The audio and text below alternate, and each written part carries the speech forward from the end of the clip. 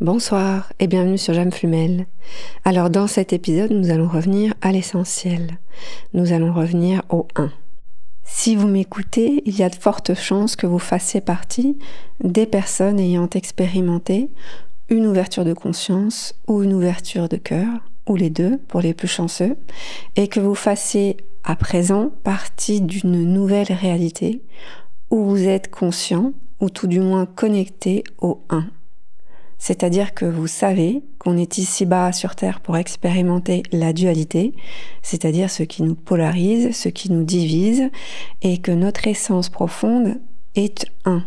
C'est-à-dire que maintenant vous savez, et vous l'avez su par vous-même, vous en avez fait l'expérience, que vous êtes une essence unie, une essence non polarisée, un tout, étant descendu dans cette matière, cette densité, dans cette vie sur Terre, pour expérimenter la dualité, la séparation, ce qui nous divise, et qui va donc à l'encontre de notre nature profonde, de notre essence profonde. Vous avez donc recouvré la mémoire, vous avez transcendé ce voile de l'oubli, vous savez désormais que votre essence, c'est-à-dire votre esprit, est une unité, est un tout, étant venu expérimenter le 2. Vous êtes donc conscient d'être 1 avant d'être incarné sur Terre pour venir expérimenter le 2. Très difficile encore pour moi, un réel exercice que de trouver les justes mots pour exprimer quelque chose que l'on sait de façon intrinsèque.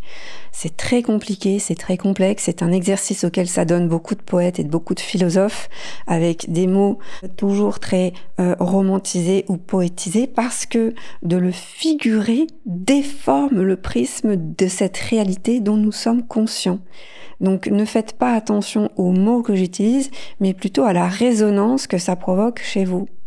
Si vous essayez de décortiquer ce que je dis avec le mental, vous allez faire la même erreur que l'ont fait toutes ces personnes qui ont tenté d'interpréter ce qui a été dit par les prophètes, qui était un langage allégorique, métaphorique, poétique, qui n'était pas un langage littéral, au risque de déformer cette réalité auquel nous sommes connectés. Pour utiliser ma propre métaphore, disons que nous sommes issus d'un même océan infini, un tout, sans début, sans fin, sans limite aucune, et que nous sommes venus expérimenter cette vie sur Terre comme des verres pleins d'eau, et que nous pensons que nous sommes un verre rempli d'eau. Nous avons oublié que nous sommes une même eau, issue d'un même océan. Tout l'enjeu de cette vie sur Terre, toute cette expérience de cette réalité vécue sur le plan terrestre est de reprendre conscience de ce 1, c'est-à-dire de cet océan dont nous provenons. L'ego, qui représente le verre, est là pour nous mettre des limites, pour nous faire croire que nous sommes des êtres séparés les uns les autres, des verres d'eau séparés les uns les autres, qu'il y a un début, une fin, et que nous sommes totalement tributaires du temps, de l'espace et de la matière. Vous l'aurez compris, cet épisode, encore une fois, est adressé aux personnes en parcours d'éveil avancé, dont font partie d'ailleurs les personnes en lien de gémellité d'âme, donc sur des parcours avancés. Si vous tentez de prendre au vol cet épisode en tombant par hasard sur ma chaîne, vous risquez d'être perdu et je vous encourage vivement à réécouter certains épisodes précédents, notamment concernant l'éveil et le réveil, concernant l'amour inconditionnel, l'ouverture de cœur, concernant l'ego, et vous comprendrez petit à petit de quoi il est question dans cet audio précisément. Pour reprendre ma métaphore du verre d'eau, nous sommes tous des verres remplis d'une eau provenant d'une même source, d'un même océan. L'ego est le verre qui nous délimite, qui nous sépare, qui nous fait croire que nous sommes séparés les uns les autres. Et l'eau contenue dans notre verre ici sur Terre représente notre âme, c'est-à-dire qu'au fur et à mesure des expériences de vie que nous expérimentons sur ce plan matériel, nous reprenons la même eau du même verre, nous la déversons dans un verre avec une forme, une couleur différente, donc qui représente l'ego, le corps, etc. Mais nous gardons la même eau. Cette même eau, c'est l'âme. L'âme voyage de réalité en réalité, de vie en vie, d'expérience en expérience, en gardant en mémoire l'expérience de toutes ces vies, de toutes ces épreuves, dans différents réceptacles. Est-ce que je suis claire? L'esprit, c'est nous remémorer que cette eau, chargée de mémoire certes, est en fait issue d'un océan. Océan dépourvu de mémoire. Donc pour toutes les personnes ayant expérimenté une dilatation de conscience, qui s'essaieraient à des connaissances d'ordre spirituel, comme on l'a tous fait d'ailleurs, vous vous rendrez compte après quelques temps que ces versions spiritualisées sont oversimplifiées, c'est-à-dire qu'elles vous limitent au fait d'être une âme expérimentant un corps et qu'en fonction des différentes vies, vous changez de corps. Déjà, il n'y a pas de vie antérieure, de vie postérieure, tout ça est un même présent, les vies sont toutes intriquées, un peu comme des poupées russes. Il n'y a pas de dimension de temps. Et la deuxième chose, c'est que l'âme qui vient expérimenter différents corps expérimente aussi différentes expériences et garde en mémoire ces différentes expériences. Donc l'intérêt n'est pas de nous connecter à notre âme, mais de nous connecter à notre esprit, c'est-à-dire à nous décolorer, à nous détoxifier, à épurer, à rendre transparente cette eau qu'est notre âme pour avoir accès non pas au verre d'eau, mais à l'océan.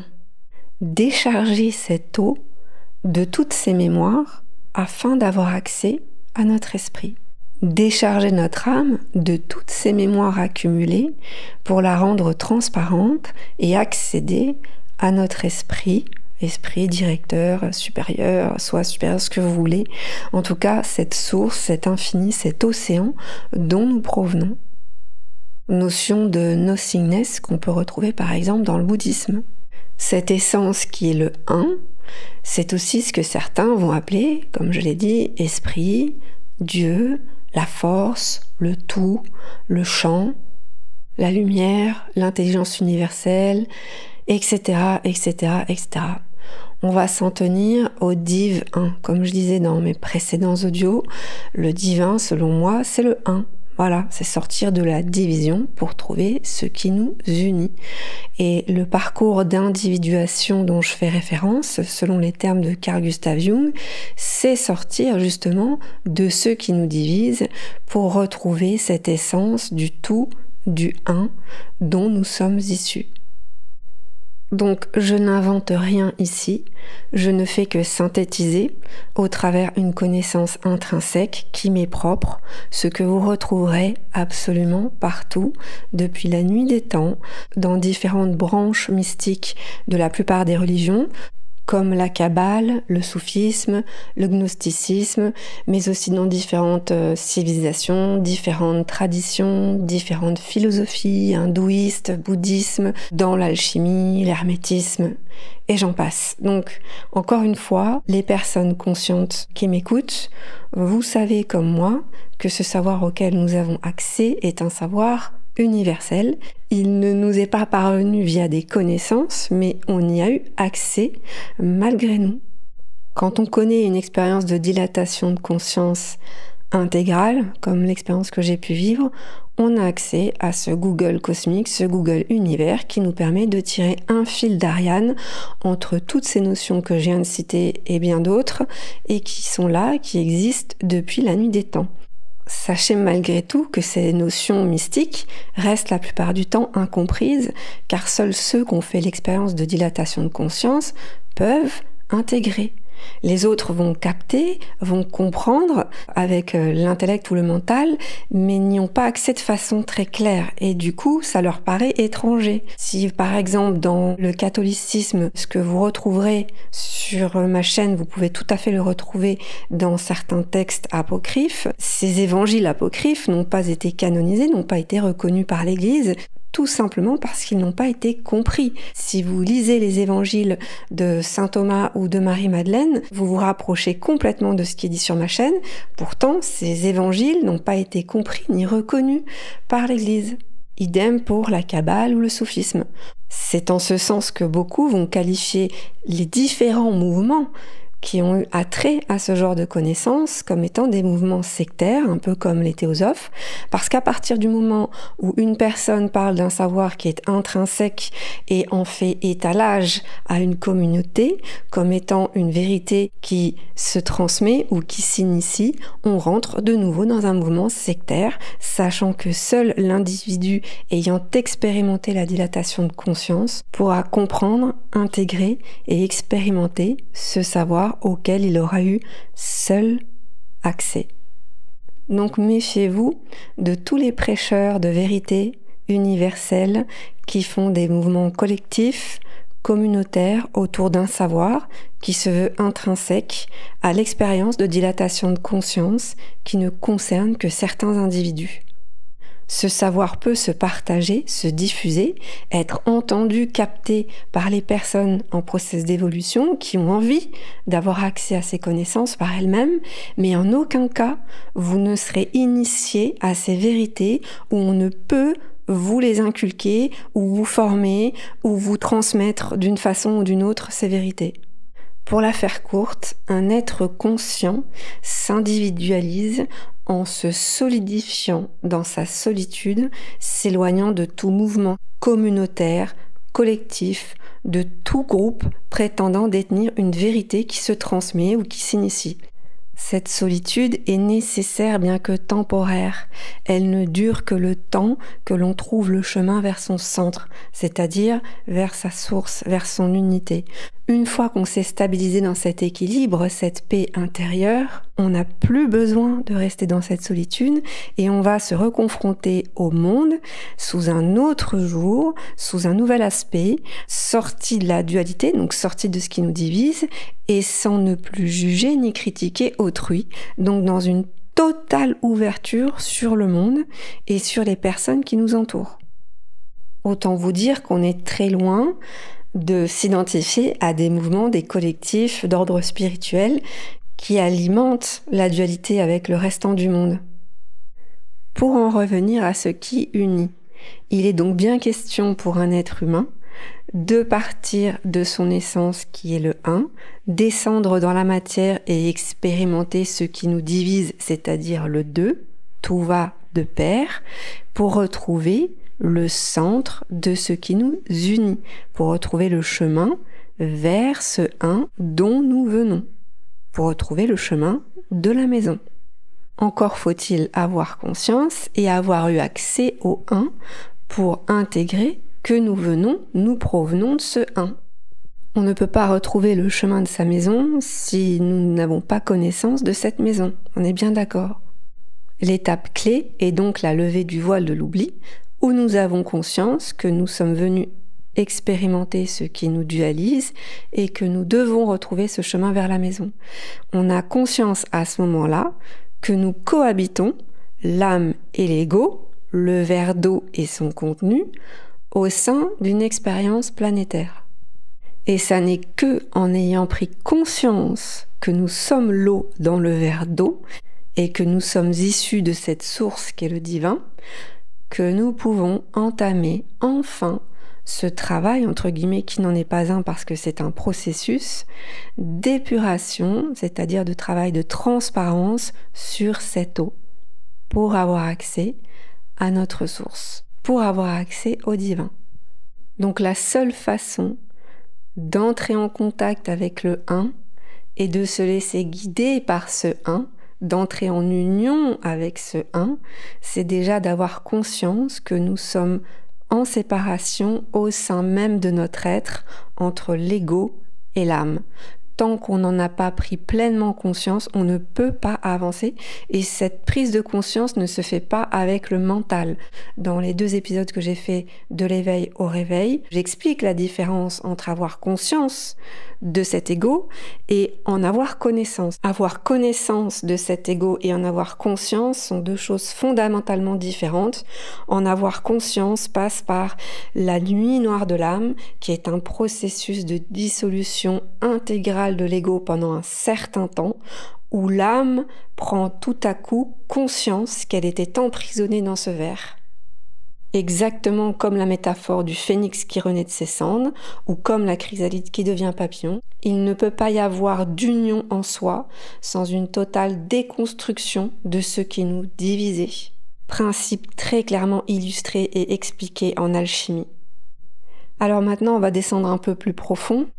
Si vous êtes expérimentateur de ce process, de ce même parcours qu'est l'éveil, en passant par le lien de géméité d'âme ou pas, vous êtes tout à fait au fait de ce que je dis, et tout ça vous semble clair et limpide comme de l'eau de roche. Partant du principe que nous sommes venus expérimenter ce qui nous séparait de notre essence, ce qui nous sépare du divin, pour retrouver la voie vers le divin au travers ce qui nous en sépare dans l'illusion qu'est la matière, quelle plus belle expérience pour retrouver le chemin vers le divin que d'expérimenter non seulement la dualité en soi, le fait d'être séparé de notre soi, mais également le fait d'être séparé de l'autre. Comme si le fait d'être séparé de soi ne suffisait pas, on nous avait en plus fait faire l'expérience de ce qui nous sépare de l'autre. Imaginons que l'autre soit une autre interface de notre soi, et vous êtes face à un lien de gémellité d'âme. Reprenons la métaphore de l'eau qui remplit ce verre et qui est notre âme dans ce corps, dans cet ego. Imaginons maintenant que tous les verres d'eau sur cette terre sont différents les uns des autres, bien que provenant d'une même source, d'un même océan. Ou disons que tous ces verres sont porteurs d'une eau qui a une saveur différente pour les uns et les autres. Chaque verre d'eau sur cette terre, chaque âme incarnée sur cette terre, porte une saveur qui lui est propre.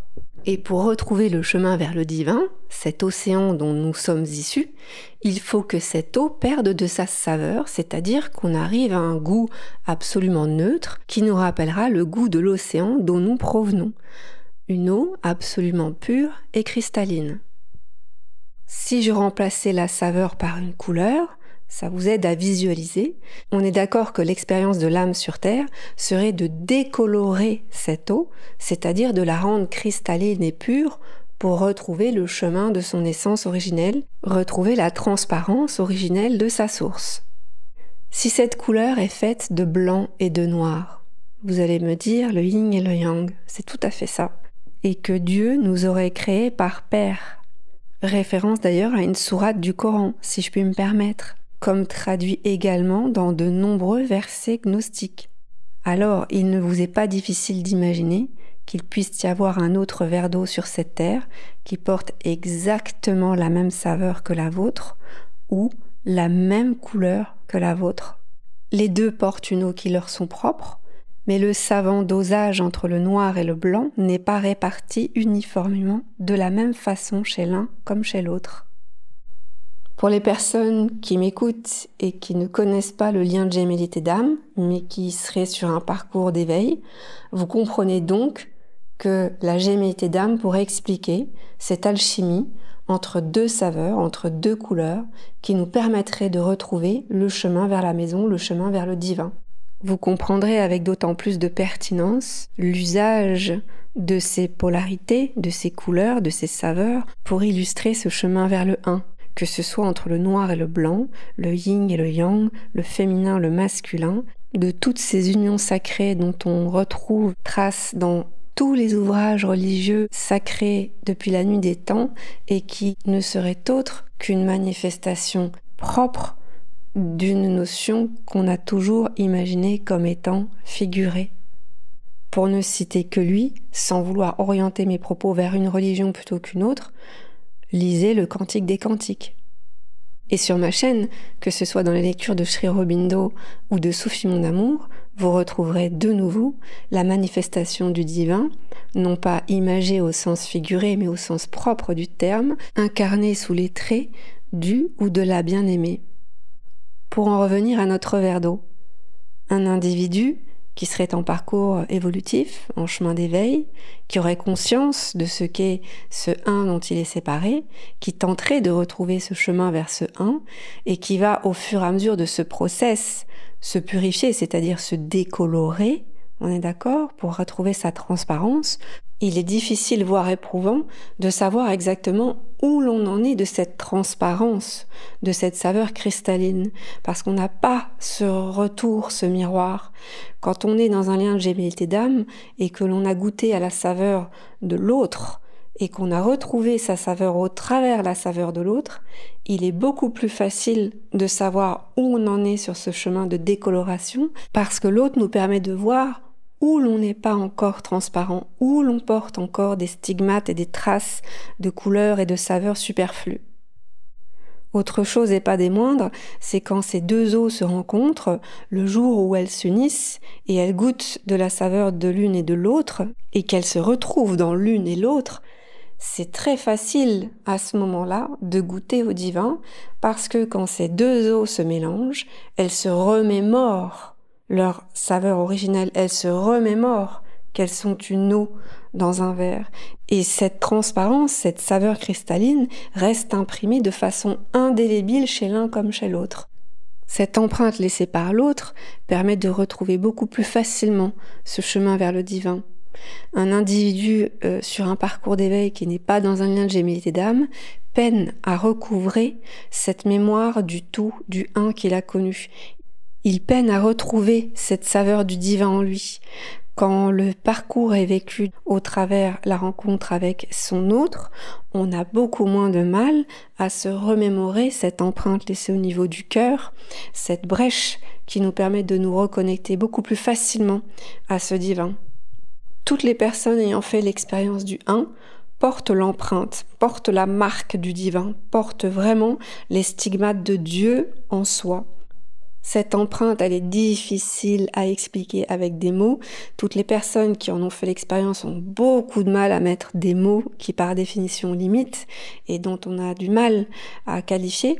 Cette expérience du divin, comme je le dis dans d'autres de mes audios, elle n'a pas de goût, elle n'a pas de saveur, elle est transparente. C'est quelque chose d'inodore, d'incolore qu'on a beaucoup de mal à qualifier.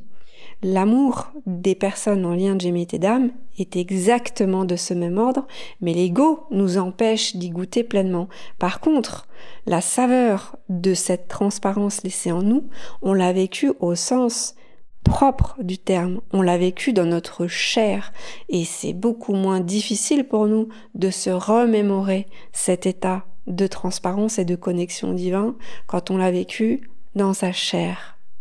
Et là, c'est très important, et c'est ici que j'insiste, il faut bien distinguer la sensualité, l'émotion, le sentimentalisme, le romantisme qu'on associe à une relation amoureuse sur ce plan terrestre, et la relation pleinement et purement transparente et de l'ordre du divin que l'on vit dans ces unions sacrées.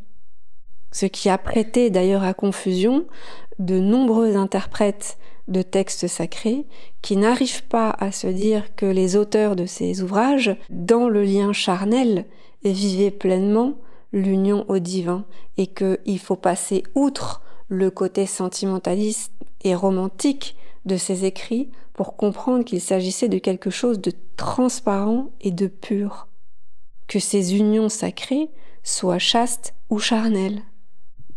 Alors quand toute sa vie un être pense être un verre vide, qu'il découvre un jour qu'il est un verre plein au travers une rencontre avec un autre verre qui porte la même substance que lui, la même saveur, la même odeur, la même couleur que lui.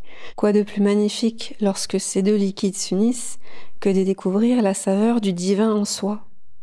Quand ce mélange alchimique, ces noces chimiques entre guillemets opèrent, et que les deux verres se séparent à nouveau, c'est là où le parcours commence, et seulement quand les deux seront pleinement en équilibre, auront trouvé cette pleine transparence de leur eau, pourront-elles se retrouver à nouveau. Voilà, il y aura encore beaucoup à dire concernant ces deux verres d'eau qui se retrouvent, cette même eau que ces deux verres partagent et qui les unit à la source, ces ressentis de plein et de vide que l'on peut retrouver lors des séparations chez l'un et chez l'autre, qui sont, comme je l'expliquais, deux interfaces d'une même âme et qui ne vont pas du tout entamer ce parcours vers le un de la même façon. Mais il était essentiel dans cet audio de revenir sur des fondamentaux, de revenir sur l'essentiel qu'on a tendance à oublier. et aussi donner une explication des plus claires aux personnes en parcours d'éveil qui ne sont pas forcément dans des liens de gémilité d'âme, mais qui, je l'espère, le comprendront dans cet audio. Tous les parcours vers le 1 sont assez singuliers, les process sont différents pour les uns les autres, mais la finalité reste la même, retrouver le chemin vers le 1.